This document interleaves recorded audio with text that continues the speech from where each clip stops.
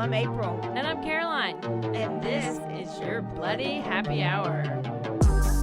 Caroline, are you ready for this?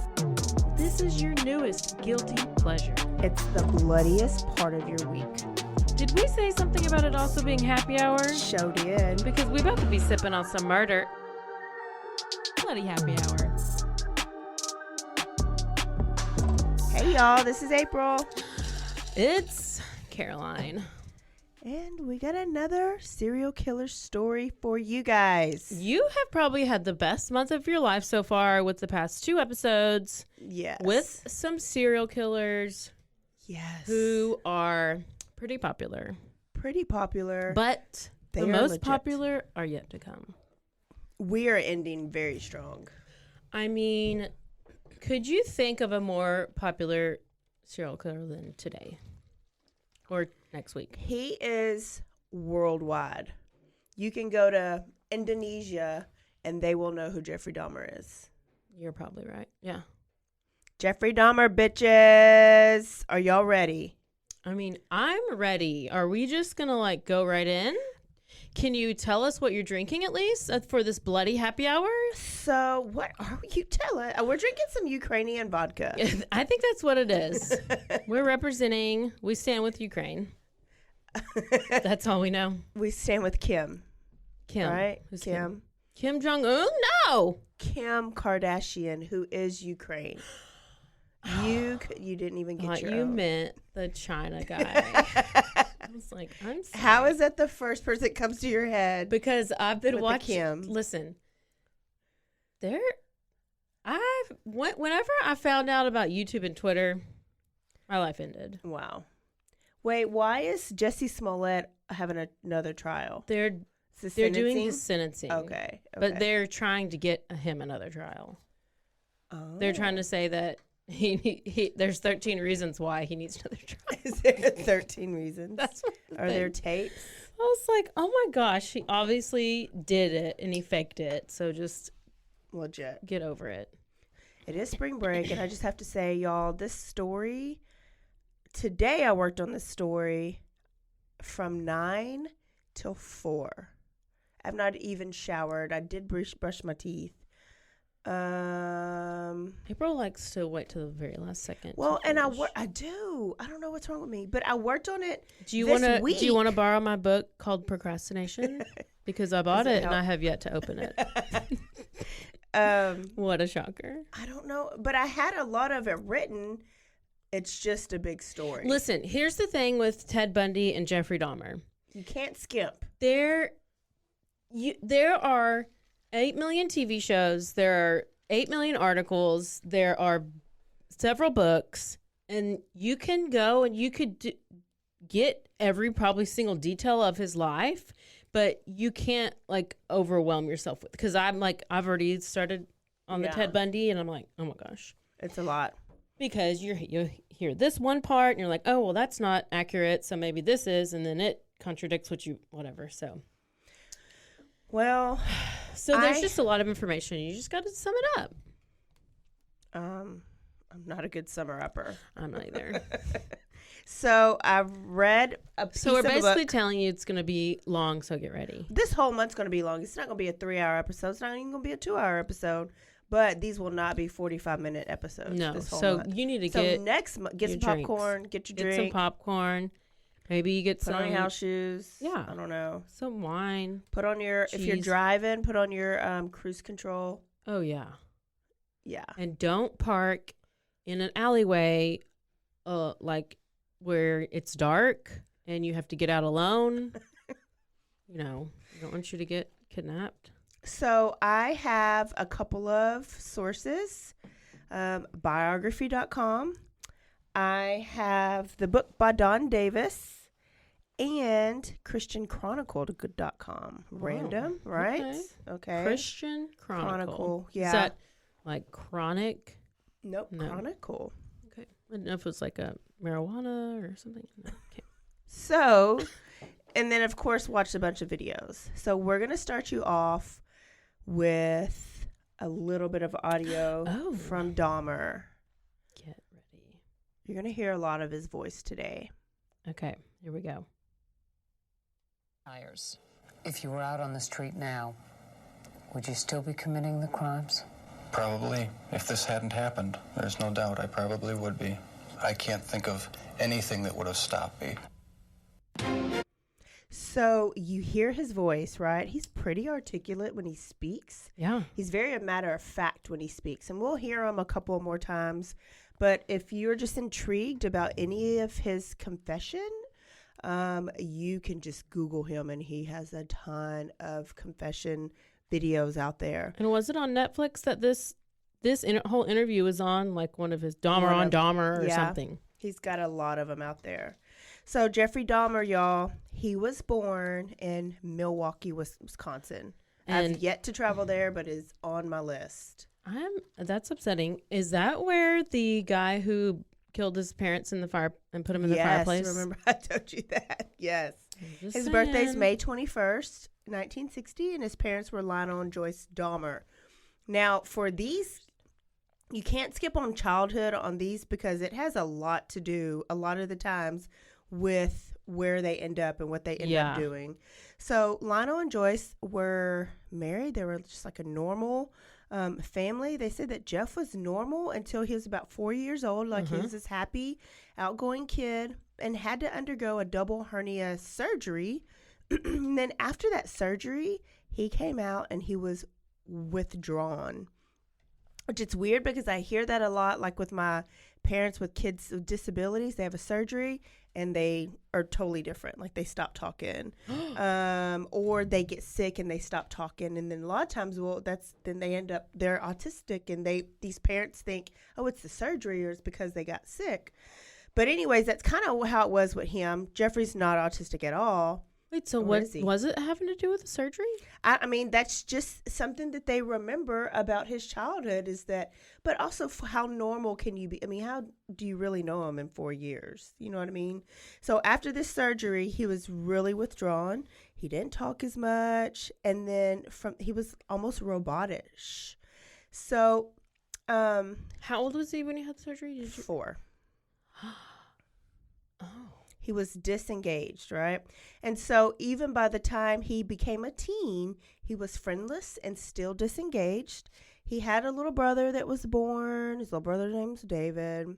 So while growing up, Jeffrey's mom was crazy. Like, she was literally crazy. She was always arguing, picking fights and starting fights. If it wasn't with the daddy, it was like with the neighbors or somebody in the stores, something. She was always like on combat mode. And then when she wasn't starting fights, she was going through bouts of depression. That's exhausting. She would shut herself up in the room and like isolate herself for days. It's like Dirty Jed's mom. Everything relates back. It does. I can't. By the way, he's a Gemini, right? When was his birthday? May 21st. Oh my gosh, she's on the cusp. Okay. We have a lot of serial killers that are Geminis, I think. Well, I know, and that's not like if you Google like dates of serial killers and their birthdays, it's like they're all Geminis and like Scorpios and all this stuff, weird stuff. Anyways. So, okay, so she would like lock herself up in the room. And so just think about that. Like if your mom is either combating or locked up, like you don't really have a mom too much growing up. So he wouldn't get that nurturing from his mom. Did you say it's the only child or not? He's got a little brother named David. Oh, that's right. Yeah. So he was loved, and his parents say he was loved, but just not in a traditional way. So at a very young age, Dahmer becomes obsessed with animals, carcasses, and animal bones. So it starts off with like bugs in a jar. Totally normal, right? Everybody's put a bug in a like jar. Yeah, like mosquitoes. You catch the lightning bugs? Lightning bugs? Yeah. I never catched a mosquito. Did you do that? I meant to say lightning. Yeah, lightning bugs, put them in a jar. He would do like ladybugs. Well, he graduated to animals. And so... I didn't put no animals in a jar. Well, he wanted to know what the animals' insides look like. And so roadkill, he was pretty amazed by roadkill, so much so that he would carry a bag in his pocket, and when he was walking from school, if he saw a dead squirrel, he'd pick it up, put it in a bag. No, I've never and really he'd take it wanted to do that. his little science cabin that he had in the back of the house.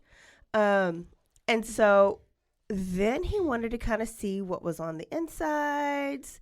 And so he would just kind of cut them up just to see what their insides look like. I mean, you're born with this. Then like you're. It's weird. Because who? Yeah. I don't. Maybe you are. So he would cut them up, and then he would save the bones. Like bones were, like he would just save the bones. And then one day at dinner, he asked his dad, "What would happen if I bleached the bones?" Right? Because wasn't his dad like a something? Yes, chemist. I was gonna say scientist. Oh my gosh, I can't believe I knew that. So he already had all those things in like jars. The dad did, and then Jeffrey added his own? No, so Jeffrey, like as he's in his teens, he was not interested in anything. So at dinner time, when he's like brings this up, Dad gets really excited because he's like, oh, maybe he likes chemistry. Yeah. So he goes and he buys him this bleach in these jars, and they kind of do this together. Maybe like another form of hunting. Yeah, maybe he wasn't interested in whatever, but like, oh wow, he's actually interested in what I'm doing. So he kind of fueled this, but he didn't know everything that Jeffrey was actually doing. He didn't know that he was like slicing the animals up and then like killing squirrels in his spare time. So he eventually graduated to cats, but even dogs. Yes. And he killed a neighborhood. I never found if it was a neighborhood dog or his dog, but he decapitated it and put the dog's head on a stick. So in the books, and you can Google this picture and you can see like a dog's skull on a stick in his backyard. Well, that's just not very nice. By the end of junior high, early high school, like Dahmer was already drinking like a pro. Oh. Like it was Thirsty Thursday every day. He would bring his booze to school, keep it in his locker, and he would sip like throughout the day, all day, every day. He just needed to relax a little, I guess. And he actually called it his medicine. So I remember when Trent was little, I didn't want to say beer or whatever all the time. So I'd say, go to the refrigerator and get Mama her medicine. That poor kid's going to be Dahmer. Oh, I call it hot juice. His grades were average. And he actually ended up joining the band and playing tennis, and he was decent at all of it. And his dad was excited. It does not look like a dog head. Oh, it is. Look at that big old jaw. Okay. Looked like a dinosaur head to me, but that's okay. So, a dinosaur head? It did. It looked like a Tyrannosaurus Rex. So, okay, so still in high school, grades are average, like normal kid. He also knew that he was gay early on. Oh. And he didn't really understand this, but he knew that he wasn't fantasizing about girls. He would fantasize about boys. But in his fantasies, the boys were like very submissive, non-responsive. Oh. And then that eventually turned into them being dead. Oh. So he was not fantasizing about live bodies. No. Why would you do that? Fantasizing about dead boys. I mean, that's happened. And he later says that his urges for necrophilia, that is, engaging in sexual acts with a dead body, started at age 14. Okay. This sounds real familiar to the British Jeffrey Dahmer that we talked about a couple episodes ago. Dennis, yeah. Started very early age. He would obsess over this jogger that would see run every day. Like he loved this jogger's physique. He loves quads and like biceps, and that will come back later on. Oh. And this jogger would run the same route every Monday, Wednesday, and Friday. So Jeffrey would go to the to the forest and the trees and hide and watch this jogger and sometimes masturbate in the woods. And then he would fantasize about the jogger being in the bed with him, laying flat, and then eventually dead.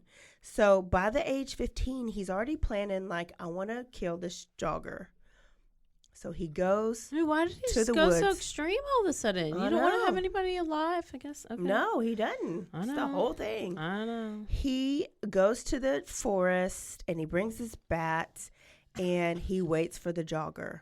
and I guess the jogger is sick or decided to go to the bar or something because he Jogger was not up. on his schedule. He was off schedule, hell. and thank God he was. And I wonder if, like, the jogger ever put it together that he was the actual jogger. You know, like later on when this all comes out. He kind of comes out of his shell a little bit later in high school, and now he's a class clown. Which, if you watch his videos and watch his demeanor, you can't even see it happening, but he is. And maybe because he's drunk all the time, but he would make, like, random sheep noises. Don't you make a good sheep noise? Do it.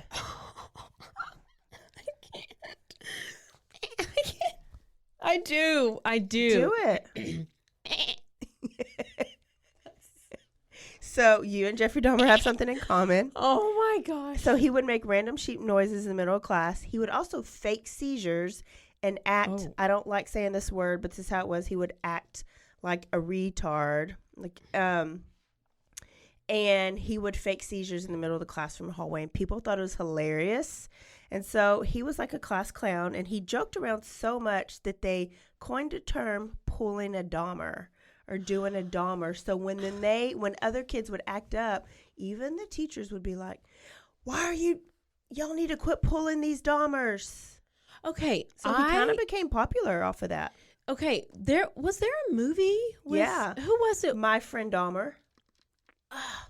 Because I haven't watched any of the other series, but I did watch that movie, and I'm like, it sounds like that movie. Yeah. But because that was about one of his friends in high school, quote unquote friends that could kind of put him up to this. That was wrote a book about it. Pretty accurate movie then. Yeah. Yeah.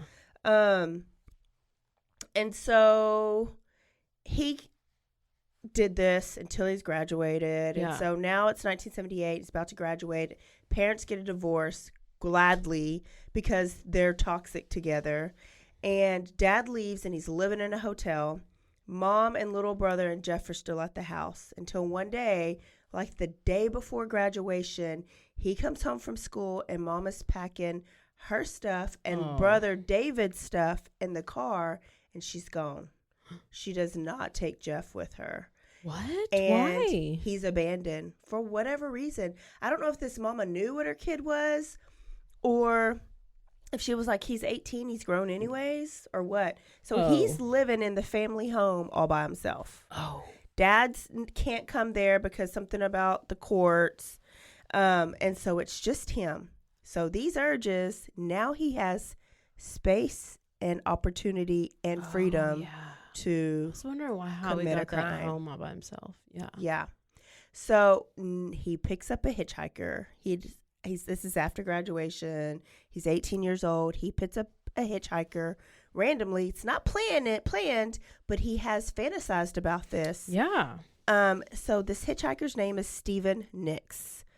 And he pulls over, and Stephen's on his way to a concert. And he says, well, why don't you come with me, have some beer, we'll party before the concert, and then I'll drop you back off. Yeah, that's nice. Okay? Yeah.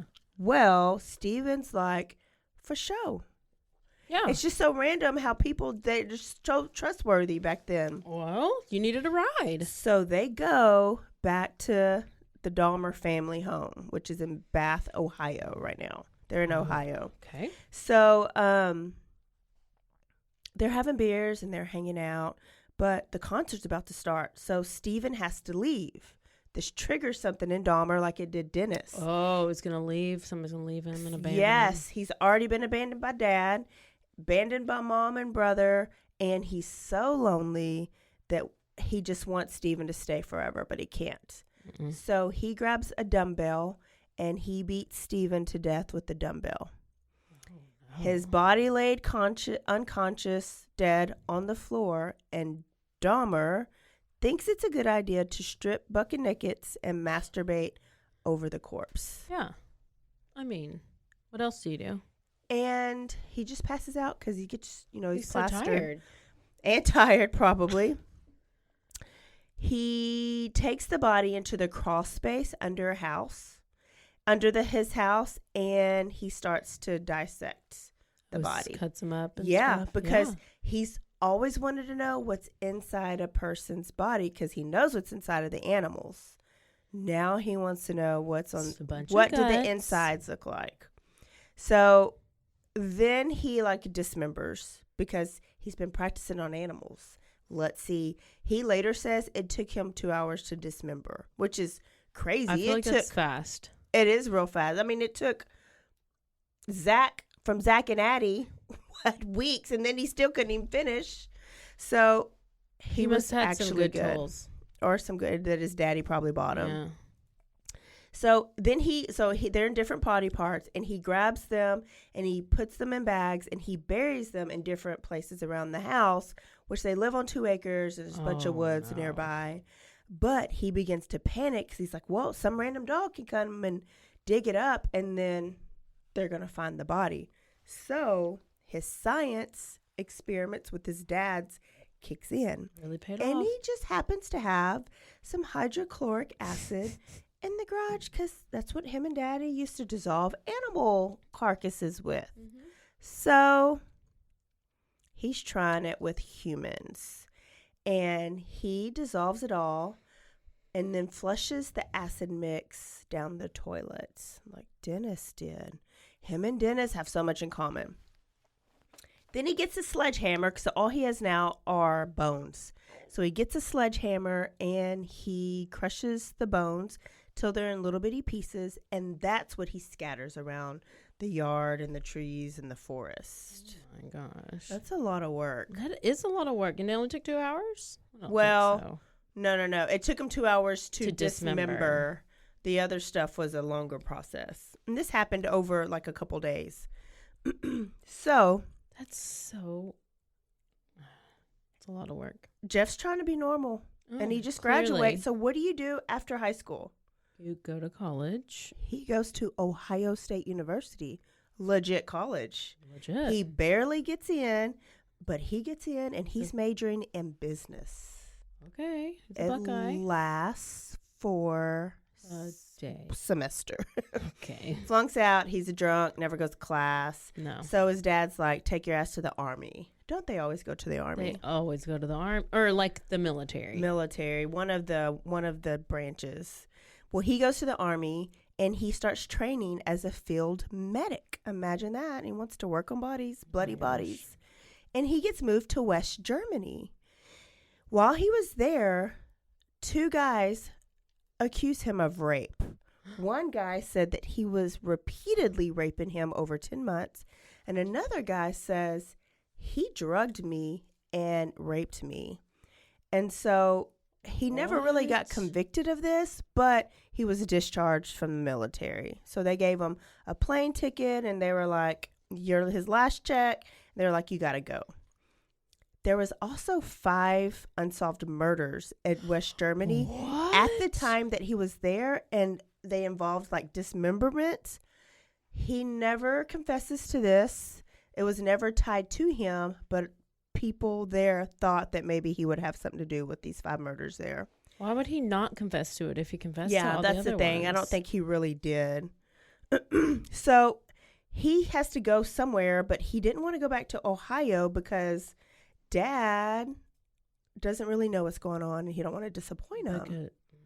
Like a damn dad. I mean, you're a mass murderer. You don't want to disappoint him because you got discharged from the army. Oh, Dad was real weird in that one Netflix thing while wearing those sunglasses, so I don't know. Oh, yeah. He seemed a little... So he goes to Florida. Of course you do. Of course. I'm safe in Florida. Florida will take me. Miami, Florida, getting drunk, passing out on the beaches, renting out a hotel room, and he's working at a sandwich shop. Drank like a fish. And this is when Adam Walsh, the kid, John Walsh, goes missing, get kidnapped, and decapitated. Later on, people try to tie this to Jeffrey Dahmer. Oh. And I don't remember But he was a knowing little about boy, this. though. He wasn't was a little boy. I don't remember how old he was. He 5? I feel like he was young, but then he wasn't the one on the paper route, so that... I think I'm putting 2 together. But I know that he was... He was in a store. He was in a store. So and he went was missing probably from the like grocery store. yeah. He was with his mom. His mom turned around for a minute and he was gone. Well, there was one lady that later on when Jeffrey gets caught, says that the person that she saw the little boy with looked like him. But he never confessed to this. It was never tied to him. I don't know if this murder is solved. I don't think it is. I think that's why he started Unsolved Mysteries and all that. So that's a story for another time. Yeah. So he goes back to Ohio with Dad, and Dad's remarried, and stepmom. And now they notice what a drunk their kid is, or his kid is. And they try to get him to stop drinking and be positive, and they're trying to help him. But he gets arrested for being drunk and disorderly. So they're like, done. You're going to grandma. Why do they send their serial killer kids to the grandma? Everybody goes to the grandmas. Go and kill your grandma. Do they just think that grandma can handle it, and grandma won't put up with your bullshit, and maybe you won't be mean to he wasn't mean to them, he was just drinking. Mm-hmm. Or maybe I don't know, but they're always sending them to the grandparents, and then they are probably going to kill the grandparents. Well, and he later says, and maybe this is why, that grandma is the only person that he truly felt love for and felt loved by. That's it. That's what the other one said. They love their grandma or grandpa. Mm-hmm. Ed Kemper, and then who was the other one who loved his grandpa? At the beach. Tiramisu. Oh, Daniel Nielsen, and then remember Tiramisu Masaki. Yes. Sutomo. Yes, Sutomo Masaki. He loved his grandpa. Remember, ate his ashes. Oh, hell. Something about those grandparents. Okay, so he's horny, right? Oh, yeah. He don't really have anybody to... He didn't have anybody dead to... Yeah, there's nobody dead around, so he tries other things. Yeah, he what? Goes to the bar, and if he meets men and he takes them home, of course he drugs them. Oh, yeah. But if that didn't work out, he would go to bathhouses, which I guess is like a brothel. It's for men. So you just go in there and you're going to have sex with somebody. I don't know if you pay. I don't know. I'm picturing baths everywhere. Does Mike know? Okay. Well, it worked for him because he would sleep with a lot of men there. And a lot of them lived to tell us about it because they would say that he would get pissed if they moved, if they spoke, or if they reacted too much. He wanted them still, like a dead body. Bathhouses serve as a gathering place, an invitation to connect in a setting where sensual absorption replaces small talk. What? So it's a steamer. It's like a big ass sauna, like you see on TV. What? He just ended up having sex with people there. Okay. So then later on, he starts to drug these guys at the bathhouses. Oh my gosh. He would drug them and then he would rape them. And this happened to 12 different guys before they figured out it was Dahmer. And then when they figured it out, he was kicked out of the bathhouses. He was not allowed to come anymore. But they didn't call the police. They didn't say, this guy's drugging and raping us. Well, he wasn't pulling a Bill Cosby. Big guy. Was he? He was big. He wasn't. He wasn't Kemper big, but he was 6'4". And he was broad. Was he strong or something? Did these guys couldn't get away? They were passed out. He drugged them. Oh. Okay. Yeah. But in the bathhouse. Okay. That's why so just like he will give them the drink, they pass out. That's why I think it's a little something sketchy. It's like these massage parlors, but there's other shit going on. Yeah. So then he gets arrested because he decides to show his wee-wee at the state fair in front of a bunch of kids and their mamas, right? Pee Wee Herman.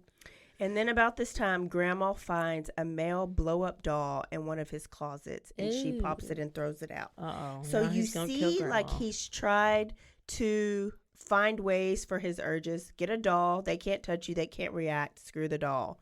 Have sex with men, but don't let them move, right? Yeah. But all these got taken away. Dolls in the trash, kicked out of the bathhouses. So these urges get bigger. And he gets desperate, and he's like, I'm just going to go to a graveyard. and I'm going to dig up a corpse. And, I don't have to kill anybody. I'll just get a dead body and I'll just screw that. Yeah. So he gets all his tools and he goes to the graveyard and it's so hard. He doesn't even Yeah. it doesn't last at all. And it's 6 So he feet. can't get a corpse. You got to go all the way down. And Yeah. then you have the Then you have to pull out. casket. Yes. I don't know. And then it's Ed probably Gein bones did it right. or maggots. No, that protects them, right? The coffin? Yeah, it protects them. Or the casket? What's it Yeah. called? Same thing. Bad idea, Jeff. Bad idea. Did not work. Wah, wah. Womp womp. So, but he's about to blow. He's so No. horny. You can't right? just masturbate for a second. He does watch a lot of Pornhub. porn. He does watch a lot of Porn. porn. A lot of porn. He says later, It just but I doesn't guess do it doesn't work. Yeah. No. So he goes to a park where there's some 12-year-old boys, pulls down his Okay. pants, and he masturbates right in front of them. And of course, they're like, what the hell? Tell their parents, call the police. He gets arrested for indecent exposure. But he tells them, Jeffrey's very good with his words and very convincing. Remember on your episode, you said that they don't have anxiety, so he's not nervous. He's very calm in all these interactions that he has with the cops. He says, I was peeing, and I had no idea they were there. I guess he just wiggled it too. Yeah. I must have just wiggled it way too many Yeah, times, and they it's- thought I was masturbating. So the Popos dropped his charge to disorderly conduct. And so he had a $50 fine and had to go to mandatory counseling. Okay. Good luck. That's interesting. That counseling was very helpful, I guess. Oh, didn't go to your same counselor? No, probably the one I had before. So now he's finally found a job. He's been unemployed and living off grandma for 2 years. And so he finds And a you job. know grandma don't have any money. No, not at all. She's probably just getting her retirement or Yeah, disability. and she's having to pay for your shit, and you're over here He's getting in trouble, and all you want to do is get drunk and a watch winner. porn And watch porn and play and with dolls. Yeah, blow-ups. Blow up dolls. Well, he gets a job at the famous Ambrosia chocolate factory, and he will have this and keep this job through the rest of the podcast. This is where the Jeffrey Dahmer works. But he's still living with his grandma. So now that he's got money, he's able to spend money on guys. So he comes up with this idea, and I'm going to tell you right after this break.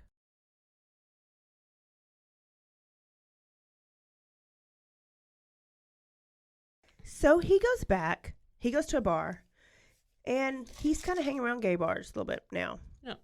So he meets a guy named Stephen Tuomi, and he's buying drinks for Stephen. Stephen's from Michigan, and he's got all his new chocolate money. So he suggested that him and Stephen go get a hotel together, because you can't take him to grandma's house, right? Nope. So they go to a hotel to go spend some quality time Yeah. in the privacy. And according to Dahmer, which he's been very truthful, is that he wasn't doing this to murder him. He was trying to kind of be normal. His plan was to drug him and rape him, but not murder him. Yeah. Okay? Normal. I mean, logical, right? Yeah. So, Friday night. but he blacked out, and when he woke up the next morning, Stephen was dead, bloody, What? and he had no recollection of what actually happened to Stephen. What? Did he drug himself too? Oh, he just blacks out too much. Oh, he got too drunk. Yes. My gosh, he had to have been on something else. How you get that blackout? Oh, yes. You've never blacked out? Not from drinking.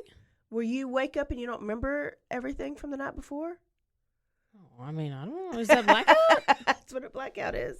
So he blacked out and he didn't remember what happened. Obviously, he whooped Stephen's ass and Stephen died. So he leaves very quietly and calmly, and he goes to the store and he gets a big old suitcase, And this is how he gets Stephen out of the hotel. And guess what? You're supposed to carry suitcases in hotel rooms, so nobody's even questioning. He takes Stephen back to his grandma's basement and has sex with Stephen's body repeatedly. This is Jeffrey's dream. Like, this is his preferred state because he's still warm. He don't like them when they get cold. And like they're not very stiff. He don't want them stiff. And so he spends the next couple hours masturbating and dismembering the corpse. So, I know. I know. He removes the head and the arms and the legs from the body, and he fillets the flesh from the body into small little cuts. Okay. I think he puts them in acid. He took the bones and he smashed them with his sledgehammer until they're just little bitty pieces. He puts the flesh into trash bags, and he kept his head, Kemper, for 2 additional weeks. First, he tried to boil the head. He's trying to get all the meat off the head because he's obsessed with the skull. So he boils it in bleach, boils it in acid. Oh, sometimes he tries detergent and bleach. Like, he's just doing these science experiments on these people's bodies. Oh my gosh. Uses the skull for sexual gratification multiple times. The skull or the skull? So I don't think he did like Kemper did, and actually like Kemper would use the mouth. I think him just having the skull satisfied him sexually. So he was probably masturbating with the skull in his hand or on top of this. I just picture that for 5 seconds. Let me take a drink. My throat's doing so good. I know. You're probably going to have an attack here in 5 seconds. I will. Probably will. Okay. So he eventually smashes the skull after he has it for 2 weeks and gets rid of it. Stephen's remains were never found. So his family was just missing him until Jeffrey Dahmer later gets caught and tells them. His dormant period between the first Stephen and the second Stephen was 9 years, which is a pretty long dormant period. Yeah, he don't have one of those anymore. His next victim is 14 years old James Doxtator. Dahmer, now that he has money, he makes $8.75. He pays him to ask him to come take nude pics. I'll pay you $50, which usually is going rate. I'll pay you $50, and people just agreed to this. Yeah, I'll come and I'll take nude pics for you for $50. So he gets there, he drugs him, and he strangles him. He has sex with his body, dismembers him as well. After he leaves, he dismembers him after he has the body there for a week. So he's just spending a week with the body, talking to it. Dennis. Remember Dennis would like be on the couch watching TV with the damn dead body? Then when he did decapitate him, he boiled the skull and his little concoctions, used that as gratification, and then eventually turned that into dust. Dismembered the body, got rid of the body. In the garage, he was trying to figure out, the best way to get rid of it, right? The next one he brings down, but he's not able to kill. This guy doesn't drink, so he fixes him some coffee and he laces the coffee. But Grandma hears somebody because this guy is like stumbling around like drugged. Grandma comes down and sees him and sees the guy stumbling. And Jeffrey ends up calling him a cab and sending him home because he's like, I can't kill him now because Grandma saw him. And if he goes missing, because Grandma didn't see any of the other people. No. So she was at church. This guy was lucky. After this, Grandma's like, I don't know what he's doing. I wonder if he ever came out and was like, I know, I always wonder about this. Like the jogger or this guy had to have. I know. Can they do a story about him? Them? Let's find him. Okay. So Grandma's like, you got to go. My house smells like dead people. And I don't know what you're doing. That's just Drunk how all the old time. people's houses smell. You're grown up. Like, you got to go. So he does, but not before he kills Richard Guerrero. So Poor Richard. let me tell you, the first two guys, Stephen and Stephen, are whites. James was he likes black boys. Richard is Hispanic. All But two of his people will be of another race. Yeah. Black, like Laotian, Hispanic, some type of islander, like will be, which was really weird. He wants a little pigment. He does, and it's really weird because remember, serial killers don't always cross those lines. Yeah. He was one of the first to do it, but his was about sex. Like, they tried to say it was about race eventually, but it wasn't. It was just like what he was attracted to, which was well-shaped, trim black men. And so that's that's who he picked. So he killed Richard Guerrero in the same manner that he did. Now he has to get his own apartment. This motherfucker is smart because he goes to Milwaukee and he finds an apartment called the Oxford Apartment in the hood. Predominantly like minorities, like transient people there, known for drugs and crime. So he's like, I am really not going to look suspicious. And they're not going to be worried about me at all.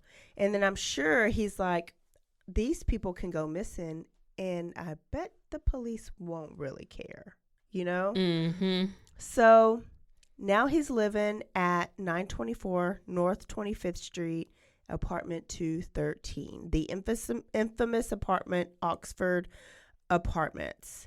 That building's not there anymore because no. I know. So he tests out this theory. Fresh off of probation, he's on probation for those masturbating in front of those kids. Okay, he approaches a 14-year-old Laotian boy on the street and tells him, "Hey, I just got a new camera and I want to test it out. Let me pay you $50 to come over and take some photos of you." So he did, and he laced some coffee, and he gave it to this little boy, and the boy's kind of like in and out. He's not totally drugged yet. He didn't drink a lot of the coffee. He fondles him and tries to take his clothes off because he says he wants sexy pics. But for some reason, the boy got away, and he stumbled out and safely got home. Yep, I know which one you're thinking about. We're not there yet. Okay. So he safely got home, and it's weird that Jeff just let him leave, right? Mm-hmm. So when he gets home, he tells his mom what happened, so Dahmer gets arrested, and he's charged with second-degree sexual assault and enticing a child for immoral purposes. He hired a lawyer, and he was released within a week.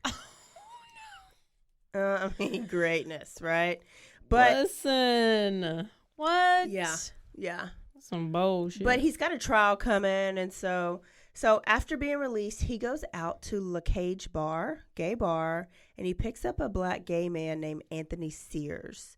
He asks Anthony, "Hey, you look good. Let me put you through a photography session, and I'll pay you I'll have drinks there." So Anthony's like, "Bet." Now, mind you, these people need money. Like everybody in this area, they're so, and $50 was a lot of money to them back then. So he didn't take him back to his apartment for some reason. He took him to Grandma's house. So he set Grandma's house, and they're in the basement. He drugged him. He raped him. He dismembered him. He chopped off his head, boiled his head, and he kept this skull. He kept it, bleached it, and then painted it gray. And this will be the first of his collection of skulls. He later told us that he would have full conversations with the heads of the victims And he kept the skulls as a reminder of his kill. Well, that's nice. It's a nice little trophy. Now it's time to be sentenced for kidnapping that little boy, right? Mm-hmm. So he was sentenced. He got 3 years in prison that was later reduced to 1 year, and he only served 10 months of it. And he was on a work release program. So he got to leave every day to go to work. So basically, he didn't go to jail. He basically didn't go to jail. He had to spend the night in jail cell. Oh, my gosh. He got 5 years probation, was on this work release program. So he was able to keep his apartment and his job at the chocolate factory this whole time. Win. He's winning. Wow. Right? He's not even trying to win. Like, he's like, no, they're it's just letting him privilege. win. It's just happening. It's just like easy. It's just easy for him.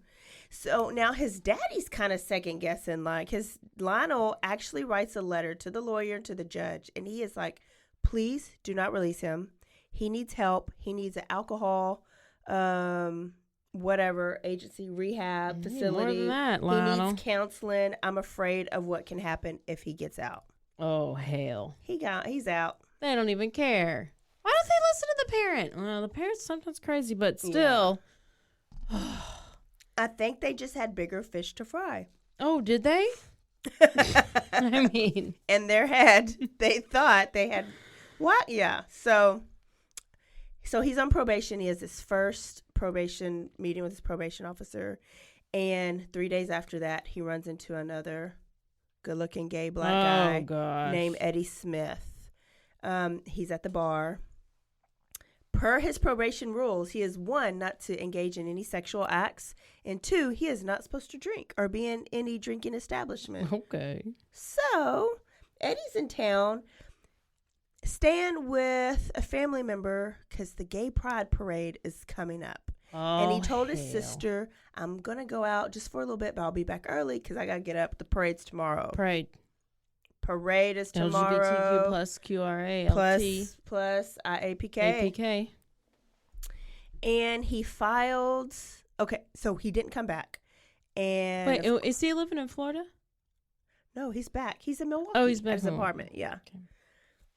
Okay. He had moved to Ohio with his parents, and then he was Ohio with his grandma. Now he's got his own apartment in Milwaukee. So Eddie told his sister that he was going out, right? Mm-hmm. But he'll be back early. Well, he didn't come back home. Never came back home. Oh, no. And she's filed a missing persons report. And a little bit after that, she got a phone call. The phone call said, don't bother looking for your brother. Oh. She said, why not? He said, because he's dead. Oh. She said, how do you know that? He said, because I killed her. Him. And hung up. What? Now he's calling people? I didn't remember this either. I had no idea. And so he actually calls multiple family members of several victims. Eddie's remains were never found. And the only reason why we know that he killed him is because he told us, and he later identified a picture and admitted to killing when he gets caught later. Oh, my gosh. So what happened after he called them? Oh, my gosh. I did not know that. Well, so he's just missing. Yeah. They knew that he was probably dead. And so when you tell the police, but they have no evidence, it's not like they tracked phones back then. They're just like, oh, he's probably missing. So family gets closure, but way later on, a little bit of closure. Okay, so now he's moved on to a 15-year-old boy, and I guess he thinks this boy needs more money. So he offers him $200 to come back to his apartment to take some pics. So he did. And as Dahmer is snapping all the pics, he picks up a rubber mallet and he starts to beat this boy with it. Okay? Beat him and beat him and beat him. But he stops. And the boy gets up and tries to leave. And something in Jeff snapped but not snapped in the way it snapped for the others. He was just like, okay, I'll let you go, but I will kill you if you call the police. So the boy was like, okay, I promise. So he leaves, runs straight home to his family. Family takes him to the hospital and then the police station.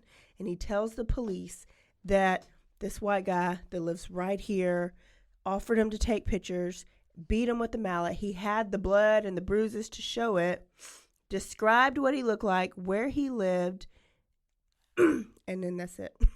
Police did nothing. They didn't even go over? They didn't go over there. They didn't knock on the door. Jeff was never questioned Sound about like some this Waco guy. cops. Sound like something's crazy. She ain't gonna say it because she gets scared. What is wrong with these police? They got bigger so fish to fry. frustrating. I mean, I don't know. I mean, but that's a legit, like, you have evidence of an assault. Yeah. It's like they don't give a shit about this victim. Oh. And he's a 15-year-old. Is he So a black don't boy, you though? want, yeah, he's black. Yeah, there you go.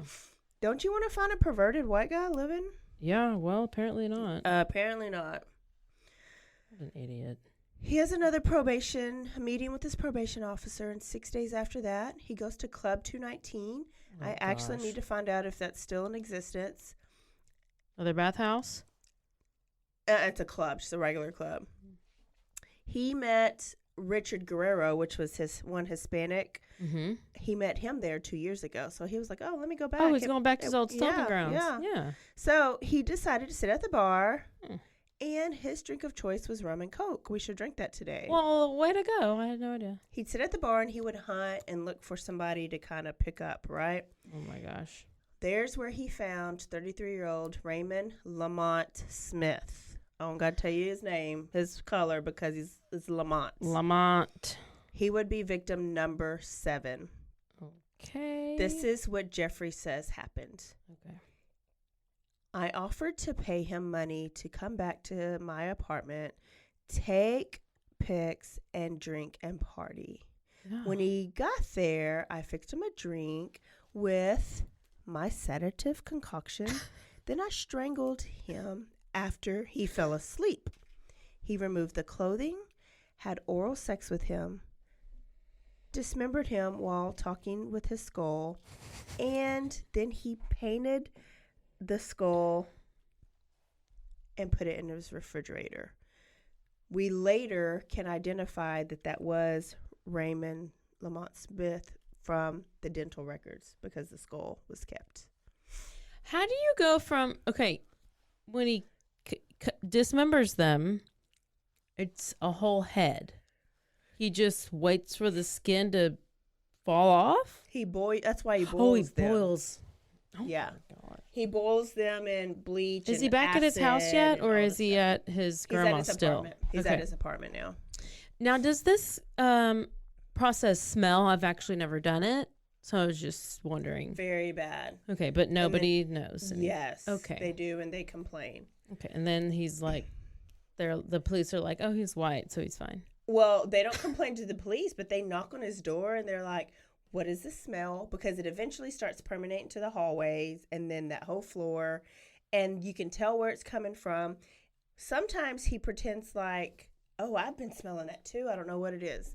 Then he'll say, oh, I cooked some of my meat rotted, or my refrigerator broke and my food is old, or I cooked something bad. Like, he always had an excuse, but he was so very matter of fact and cool and calm and collective that people were just like, okay, whatever. He's just nasty ass. Yeah, he's just nasty. Nasty. He has like greasy look, Oh, yeah. like white trash. Yeah. Yeah. So now we got Ernest. Oh my gosh. And Ernest He just doesn't. He's just like he just anybody. goes. Yeah.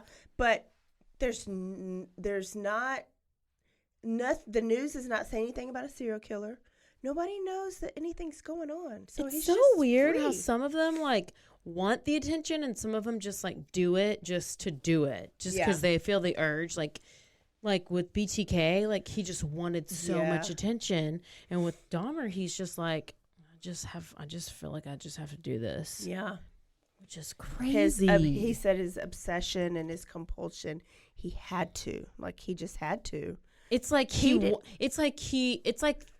wanted to stop, but he didn't want to stop. Like he knew the only way he could stop is if he was captured or whatever. And that's why he said that at the beginning is he would just keep on going. I don't think he ever wanted to stop. I think it fulfilled him so much to do this.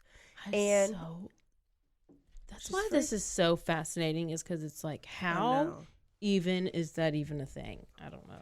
I know Trenton was like in there with me when I was going over it, and he was like, how do people come up with this? And it's like real, because there's so much fake news. Oh, this is real.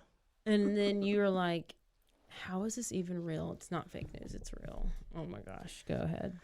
Okay, so this is Ernest Miller. He was in town for Labor Day. He gets a lot of these transient people, too. Some of them are from the area, but some of them are just, like, visiting here. So then it's even more harder to kind of track them, right? So he got up, and he was down for the weekend. He got up, went to church Sunday. He later went by a bookstore, and that is where he ran into Dahmer. Dahmer offered what he always offers. He accepted, and when he got there, he drug him. And this time he slit his throat. Oh, was he changing it up? Yeah. He later says he don't give a shit about the kill. He hates that part. He wants what comes out of the kill is that now you got a dead, lifeless body that could be totally submissive to him, basically. He didn't like the killing. Well, why couldn't he just drug him so bad? BTK loves the killing. Well, and that's why he kind of, in a minute, we'll talk about how he kind of experiments a little bit more. He don't like that he kills them. It's just a byproduct of what he needs in the end. So,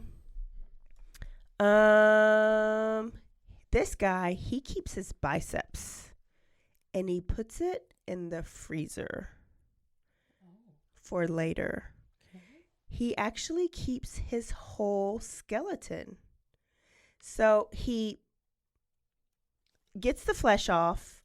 He boils the flesh away like in his acid, right? Cuts off the be like huge biceps pots and the quads that he wants. Not huge enough because he has to buy a barrel soon. So, I mean, because that Chandler Halston guy who burned his parents, like, he could not even do all of it, 2 people in a whole house. Well, and he's not totally getting rid of the flesh. Like, he leaves so much hanging around, so many parts of the bodies hanging around. So when he gets caught, it's like with Dennis, he'd have like a torso here and a leg and an arm and stuff here. There's got to be it's got to just horrible smell. It is. Okay. I don't know how I know. he lived through it. And then he was working at the damn chocolate factory, making chocolate. Like, so he loved this guy so much that he kept his whole skeleton, the skull, all the bones. He bleached them, and it looked perfect. Oh, he was victim number 8. Ernest grandmas started to receive disturbing phone calls. One time, groaning noises. Another time, choking noises. And another time, a male saying, "Help me, help me." So he was taunting.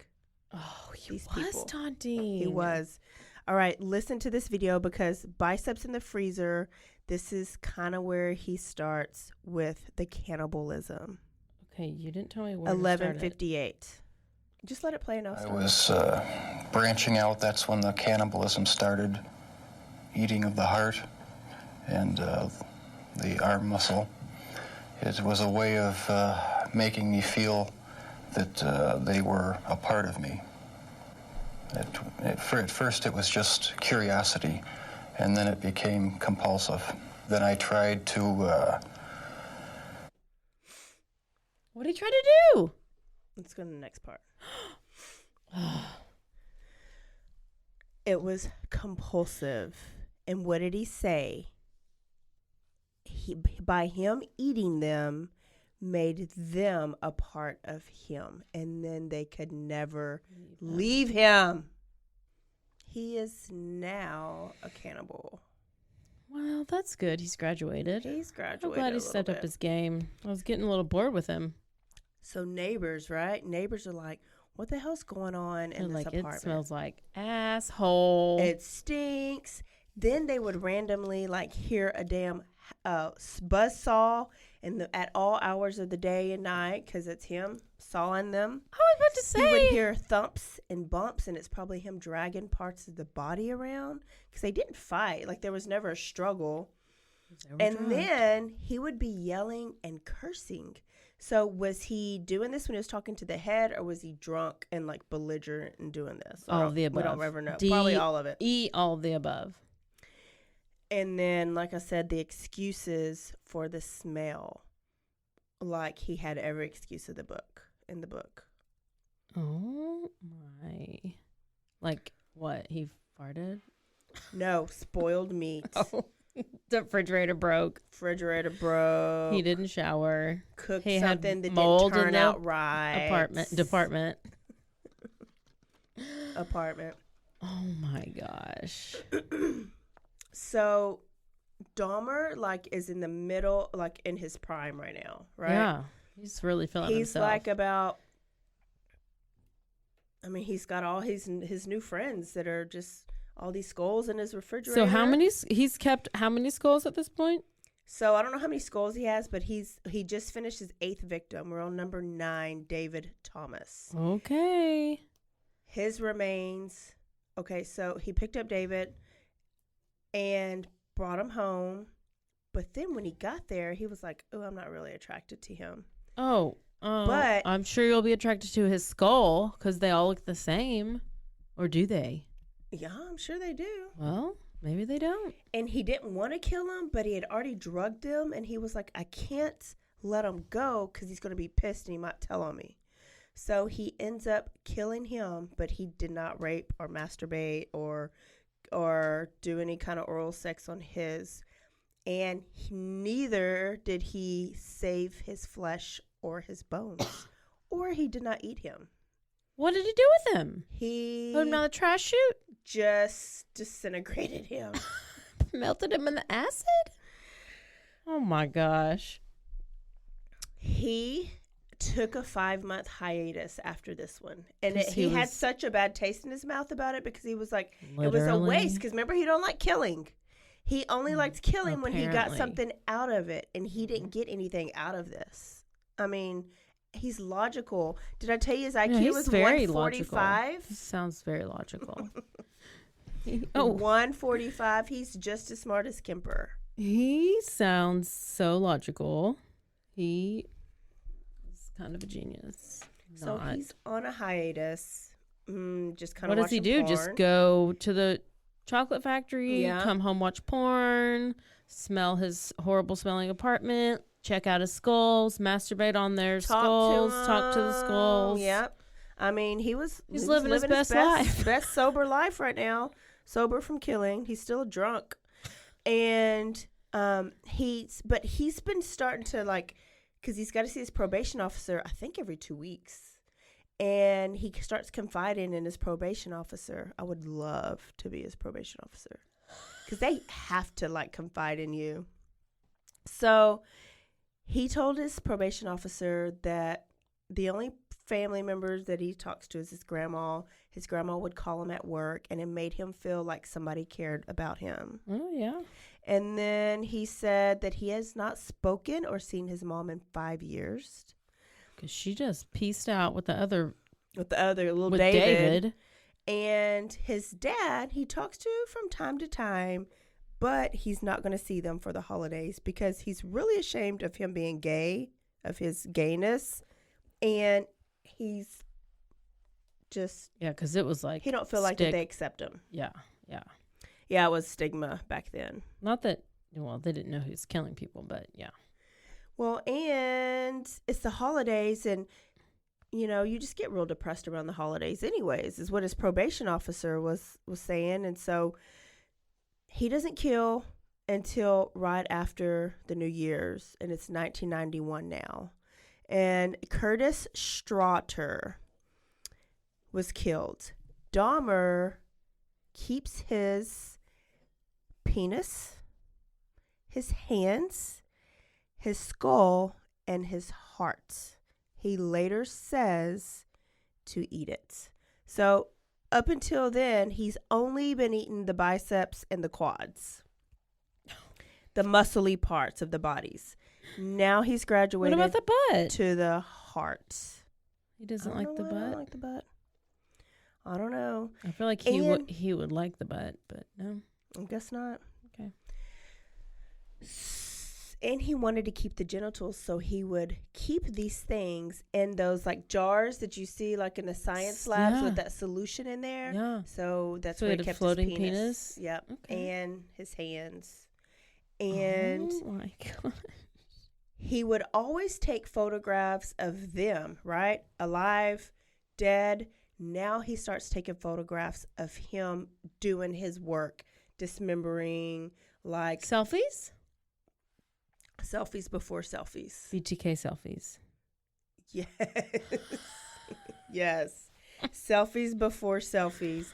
And like of like the finished product, like the skull in the pot boiling and then the skull afterwards. Like he was documenting this because he was going back to it. Oh my god. He later says he was keeping these skulls because he wanted to make a shrine, like a little shelf worship kind of area where he can go and have quiet zen. Yeah, he wanted to decorate. That's why he was painting them different colors. Well, he's artistic. And he later says like a memoriam of Yeah, he's thinking about him.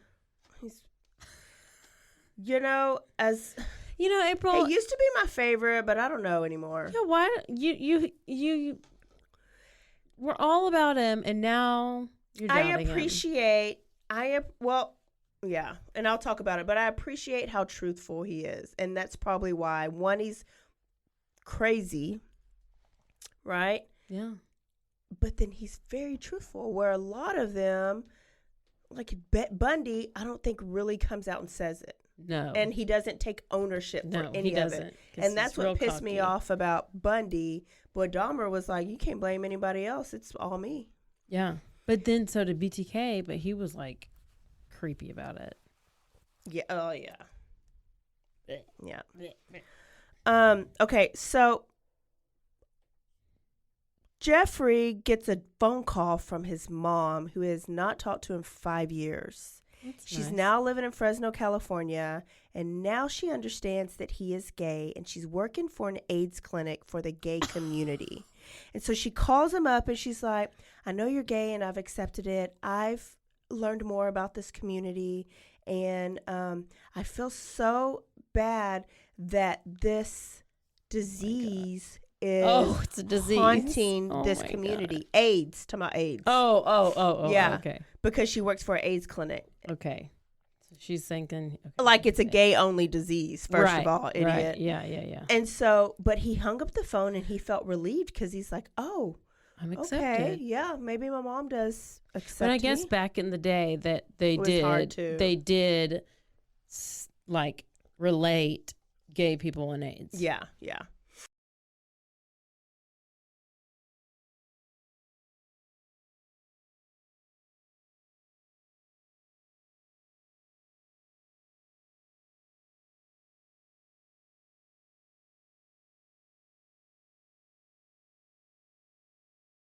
Okay, so after that phone call from his mom, he felt relieved, but this did something to him where he kills 7 more people in the next 3 months. That's like overkill. Like he would, overkill. And a lot of them were in 1 month. So Errol Lindsay is when his killing game kind of steps up a little bit even more. Errol Lindsay is victim number 11. He was a member of the choir at a local Baptist church. When he kills him, he starts to experiment with lobotomizing him, and he's about to tell it. So he would drill a hole in the head, and he would pour different things into their brain. He's trying to make a human zombie. He tells us it's on 12:15. Should be right there because that's where we ended.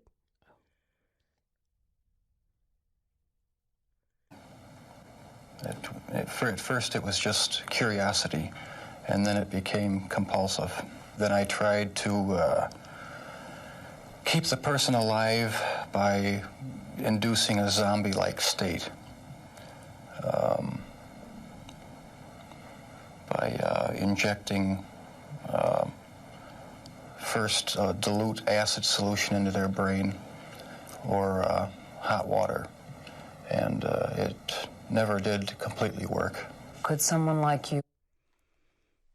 It never did completely work. Oopsie. He was lobotomizing them in his mind. And he tried multiple things. But with this one, he was putting hydrochloric acid in the brain. Ultimately still killed them, right? But he wanted them to not be dead. He wanted them to be alive, Comatose. but zombified, comatose. But Errol actually woke up after he had drilled him and poured the hydrochloric acid into his brain. He popped up and asked what time it was, according to Jeffrey Dahmer, and said, "I have a headache." So Jeffrey drugged him again, strangled him, and then cut off his head. Oh. But he kept the body because they wanted to preserve the body. He was like, well, I don't have to get rid of the body if I could preserve it. So he put it on ice. He put salt on it, and ultimately had to get rid of the body too. Oops. His next guy, which makes me doubt, later on he talks about how kind of sorry he seems to be for it. Mm-hmm. But he goes after a member of the deaf and mute community named Tony Hughes. He lived actually in a state hospital, but he was in town visiting, met him at Club 19. They couldn't have a conversation, but Dahmer wrote on a napkin, Oh my God. "Come back to my apartment and I'll pay you," or whatever. And he came. And he left. So he killed him, and he left his body in the bedroom for a while. He was real special. He liked him.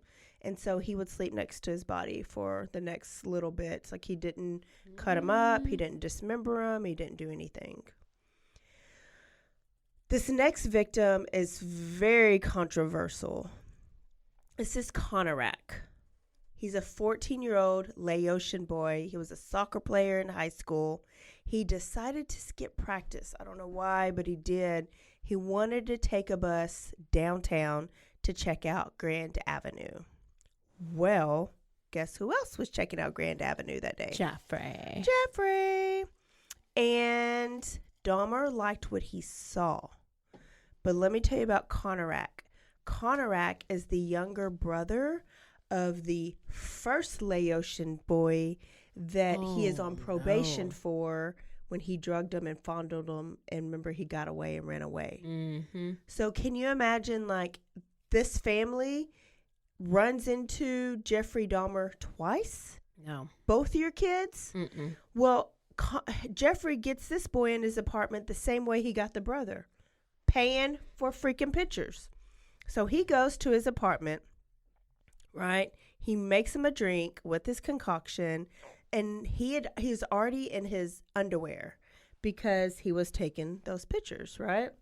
So he was in his whitey tighties and passes out on the couch. Jeff gives him oral sex, and he takes him to the bed, lays him in the bed next to the deaf person, and he rapes him. And then he goes to get a beer, and he's out of beer. All skulls, Oh, no. no beer. Oh, no. So he leaves to go to the store to get some beer. And on his way back is when he sees Conorak naked, blood coming from his anus, and there's 3 women that have him and stopped him. And they call 911. And here's a little bit of that 911 call. Well, That did you first just one. say blood coming from its anus? Yes. Okay, well, that's where the AIDS comes out of. Right here? The first 911, the first link that I sent you. Oh. The whole thing? It's only like 16 seconds. Milwaukee Emergency Operator 71. Okay, hi. I'm on 25th and State, and this is young man. He is butt naked. He has been beaten up. He is very bruised up. He can't stand. He's study fall out. He is butt naked. He has no clothes on. He was really hurt. He's butt naked. He has no clothes on. She wanted to reiterate like how beat up this boy was, right? She did a good and that job. he was bucking naked. Yeah. Well, cops come, and so does Jeffrey at the same time. So you got these 3 black ladies talking to these white cops, and you got this little Laotian drugged up boy, right? And they're trying to say something wrong is happening, something wrong is happening. And here comes smooth talking Jeffrey, and he comes up and he says, "Oh, I'm sorry. This is my boyfriend. We are gay lovers, and we had a quarrel. He's drunk. He doesn't know what's going on. I'm trying to get him back to the apartment. I'm sorry." And the cops, this is when gay was brand new. Yes. I think this is when they were like laughing about it. And they're like, oh my gosh, they're gay. And so the women were like, don't give him to this man. This is real weird. Don't send him to him. And so Jeffrey, the women were like, this is a little kid. That can't be his lover. And Jeff says he's actually 19. He just looks young. And one of the girls was young, and she says, I'm 19. He is way younger than me. Yeah. So, of course, the cops believe, guess who? Jeffrey. Oh my gosh. And the women end up having to leave. They follow Jeffrey and Conorak back up to Jeffrey's apartment, where they basically serve Conorak up on a dish. Now, remember, this apartment's stinky as hell. Okay? And he just convinces them. Conorak sitting on the couch. He can't say anything because he's so drugged. And they didn't notice that he had a thing, like a drill in his head? I don't think he had drilled him yet. Okay. I don't think he had drilled him. I think this was just the effects from the drugs. I kind of hear back and forth of if that's happened yet. So anyways, they didn't ask for an ID. They didn't ask for his name. If they would have gotten an ID, they would have known he was a sex offender, that he had a past, or that he was on a probation. Yeah. These cops were later fired when they found out that they were not lovers. They called it in as a lovers quarrel squabble between 2 homosexuals. And they laughed about it. They laughed about it and made fun. Later on, people were like, did you not smell the dead people? And they were like, well, every gay person's house that I've been to, there is a weird smell. And I'm just not surprised what I see anymore at a gay person's. Yes, it was ridiculous. They were fired, but they later got their job back. Of course they did. Like within a year. But had they done their job, like a little bit of their job, 4 more people would not have died. Wow. The next victim was a 20-year-old. That's Matt Turner. His organs were kept in the freezer to eat later on. Jeremiah Weinberger was 23. He was victim 15. He actually got to live for a long time. They spent the whole Saturday together. Saturday night, they had sex. They had oral sex. They were drinking. Were having fun. With them alive? They were cuddling up Wow. with him alive. Yeah. Big step for Jeffrey. Oh. The next Sunday, he got up and said, oh, it's getting late. I got to go. Oh, he was leaving him, so then he had to kill him, so he'd So stay. Jeff was like, oh, we'll just have one more drink. This is just like Nielsen. Just like Nielsen. Have one more drink before you go. So he made him a drink. He tried to make him into a human zombie, but this time he injected boiling water into his temple, into his brain. He was like, well, the hydrochloric acid didn't work. Let me try boiling water.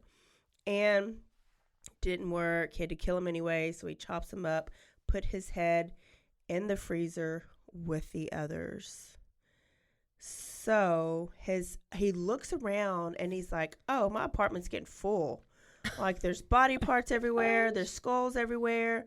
So he gets a big barrel of hydrochloric acid. How do you get this to your apartment? Couldn't tell you. Where do you buy it? Home Don't Depot? know. I guess. And he has these torsos in the refrigerator that he's having to get rid of. So instead of just doing a little bit here and there on the stove, he gets a big barrel. So those are slowly being disintegrated. Oh my gosh. Oliver Lacey they go back, they do a back rub with each other. Lacey passes out. He has sex with his warm body. It's his favorite time to do it. And this time he injects chloroform into his brain. Chloroform. Cuts out his heart, puts his head in the freezer. He says he was eating the heart for dinner later on. So he loves these heads so much, he actually has one that he takes to work with him in his bag every day. And he puts it in his locker. Yeah. Okay. He describes it as a mummified head. Remember? So I not had to the look. skull. Oh, Yeah. I know what that looks like, so I had to Google it. A mummified head.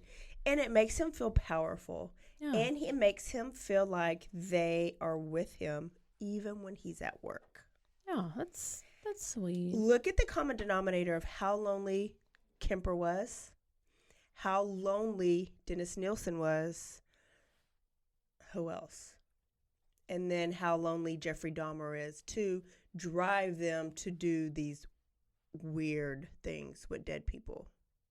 I mean, Loneliness I get and friendless lonely, is a but big deal. I don't get that lonely. No. I just do my puzzles. So he gets fired from the chocolate factory. And his Finally. life even more kind of goes downhill. His last victim is Joseph Braden Hoft, 25 years old. And he leaves Joseph's body in the bed for a while and leaves. And when he comes back, there's maggots everywhere. So he chops him up, puts his torso in the acid with the other torso, and keeps his head in the freezer. And then goes right down and finds another guy named Tracy Edwards. So he's just compounding everything. He's just doing too much. Yeah. Well, and Tracy is the one that gets away. He sees Tracy at Grand Avenue. At Grand Central, whatever it's called. And Tracy's with a group of other black guys, like there's friends. And so Jeffrey just comes up to him and talks to him, and nobody was scared of Jeffrey, just cool and calm. And he offers them to come back to his apartment. He had beer. They could play music, watch flicks, watch a picture show. And so he says, me and Tracy will go get the beer. Y'all two meet us. Here's the address. It's a fake address. He knew better, right? So they go to a fake address. Him and Tracy go back to his apartment, and they're just drinking and talking. Well, Tracy's weirded out because he's like, this apartment's nasty. It smells like death. And there are random pictures of nude bodies up on the wall in the living room. Oh. Nobody else has been able to say this because everybody's been dead. Yeah. And he obsesses over these fish. I didn't even know he had a fish tank. And so he tries to leave. His friends don't show up. He's there for hours. His friends don't show up. And Jeffrey Dahmer is watching the movie Exorcist. Oh. I feel like Dennis was watching the movie Exorcist. He probably did the too. same thing where he would put the same movie on every time with somebody. Yeah. And that's what Dennis did too. But why The Exorcist? It's so evil. It's so scary. So so Tracy tries to get up, but Jeffrey snaps a handcuff on his wrist. And then he just puts his head on his chest, and he wants to hear his heartbeat, and he tells him, I'm going to eat your heart out. Okay. Tracy, So fight sweet. or flight. knocks the shit out of Jeffrey, gets up, and runs out of the apartment. He's a runner. He's a track star. Goes down the stairs onto the regular main public land, sees some police, and these police got some sense because they listened to him, and they go back to Jeffrey's apartment because there's handcuff evidence. Like, he's still got this cuff right here. He never got to cuff the other cuff them together. So they go to Jeffrey's apartment, 213 or 219, I forgot what it was, and Jeffrey answers the door, cool as a cucumber. And he tried to tell them that him and Tracy were, like, that's how they have sex, their boyfriend. And Tracy's like, no. Once again. No. He's like, I have talked myself out of situations before. I can do it again. So it doesn't work. And they say, we need the key. Give us the key to the handcuffs, right? Jeffrey refuses. They demand it. He refuses. So they try to get in, and he kind of fights them back. Ultimately, they handcuff him, push him in, sit him on his couch, and that is when they see first the pictures on the wall, naked bodies, right? Then these weird power tools, saws and stuff. And then here's the smell. And they, in the next room is pictures of the actual crime scenes and dead bodies. These are just nude pictures in the living room, dead bodies, and they go to the refrigerator. And in the refrigerator, they find 4 severed heads that still have the face, 7 skulls, 2 hearts, some biceps in the freezer, human organs, and flesh in the freezer. 2 complete full skeletons, some severed penises, a mummified scalp, and the drum of acid that had 3 torsos in it. There were also 74 Polaroid pictures of Jeff committing these crimes, like crime scene shit. So Jeffrey's like, I confessed. He didn't have to everything. Okay. That's a whole lot. Yeah. That's a lot of work. So, of course, go look at any of these confessions. So now he's in custody, right? And so this hits the news. And they're identifying, like, victims. And he's very forthcoming. First, they can identify with all the teeth and the skulls, right? But they only find 15 body part, of 15 people. They can connect 15 people. And he killed 17. So he ended up having to tell them about the others. 10 of them were black. So there was so much racial tension. They were not only pissed at Jeff, they were pissed at the cops because they were like, how did y'all let 10 black men go missing and there's the cops, nobody knows about it. Nobody looked for them. Nothing. Because there's missing person reports out. They didn't want to listen to the family. Because it was so bad, they had bulletproof glass around Dahmer in the courtroom during his trial. What? And for some reason, there was only one black person on the jury, which is supposed to be a jury of your peers. So that was a big deal for a while. Both Dahmer's parents, those pictures are horrible. Both Dahmer's parents attended the trial, and they've done plenty of interviews since then. First, he pleaded not guilty, which is stupid because you confessed. Then he pleaded guilty, but by reason of insanity.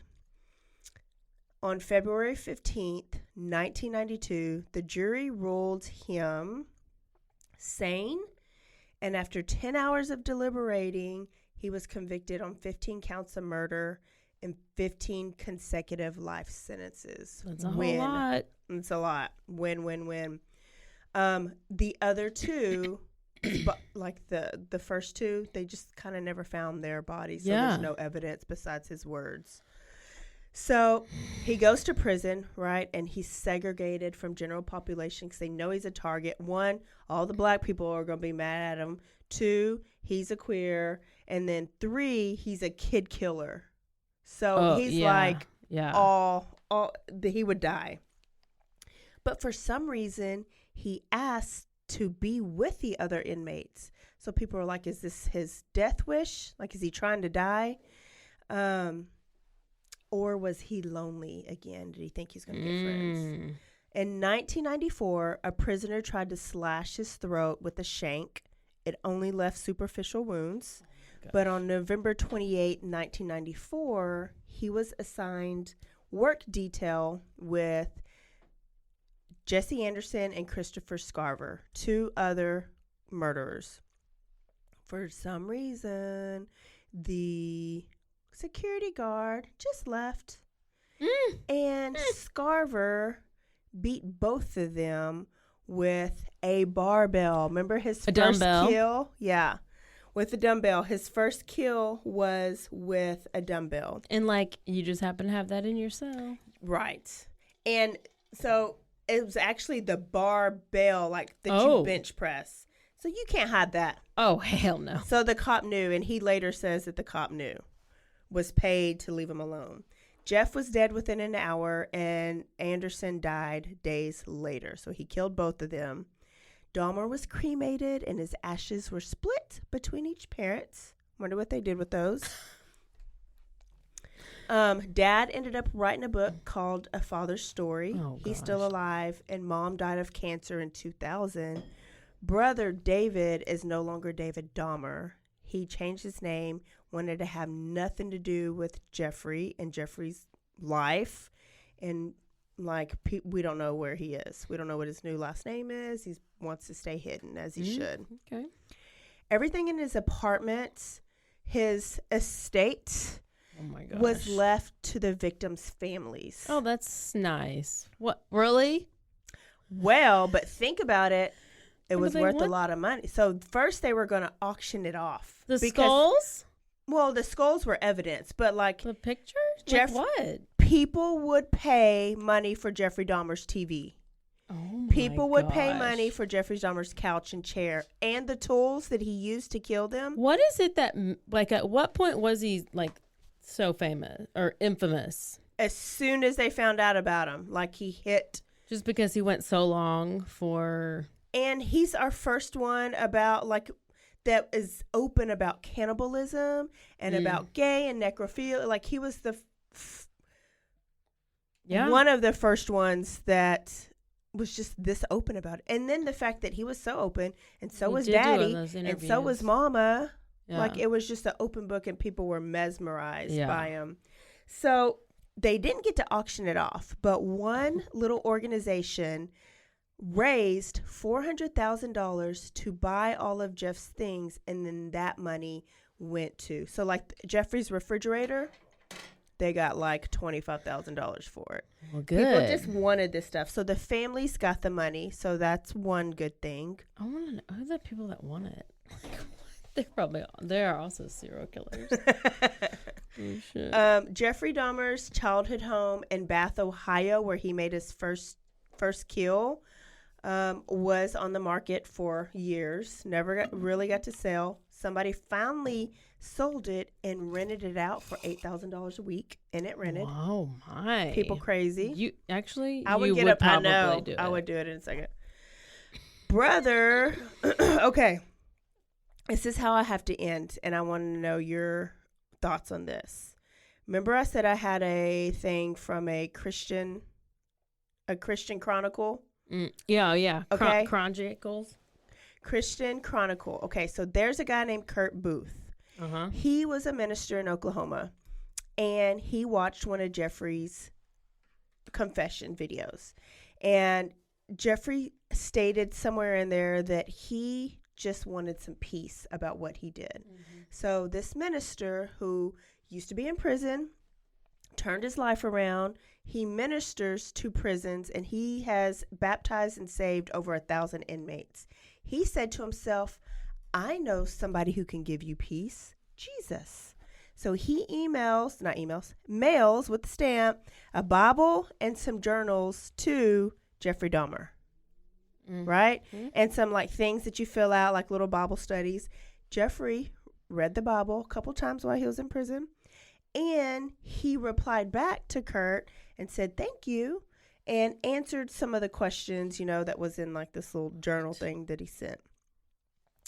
And so they corresponded for a while. He would go visit them. They would have Bible study. They would write back and forth. Jeffrey wanted to get baptized. He never knew anything about the Bible, and he found out in the Bible, if you get baptized and if you confess your sins, yes. Oh, he's trying to get cleansed. So he says, there's nowhere to baptize me here.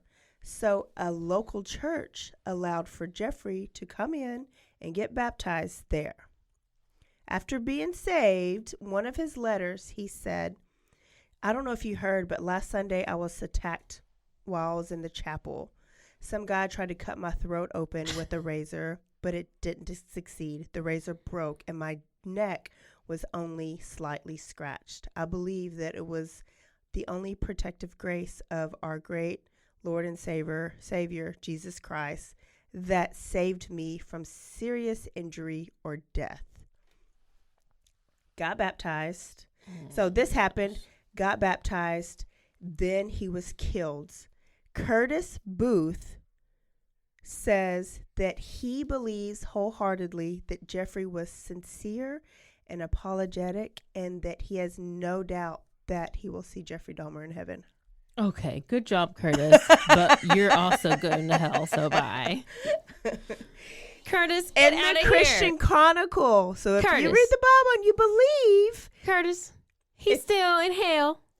Come on now. Come on, Curtis. I don't know. We might go to heaven to see Jeffrey Dahmer. If he was genuine. You don't think? Oh. What do you guys think? Do you think there's a chance that Jeffrey Dahmer can go to heaven? That is a whole lot to take April, in. he's gay. He has to go to hell. No.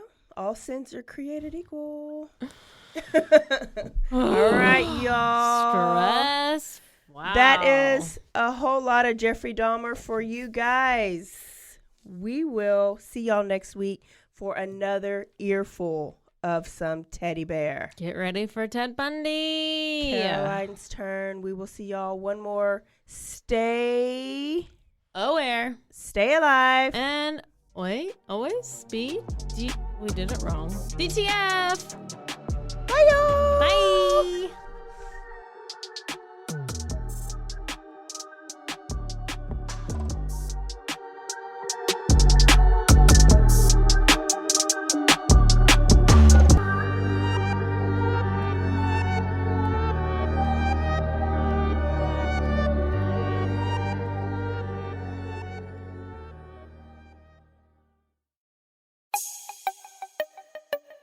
This has been a Rogue Media podcast.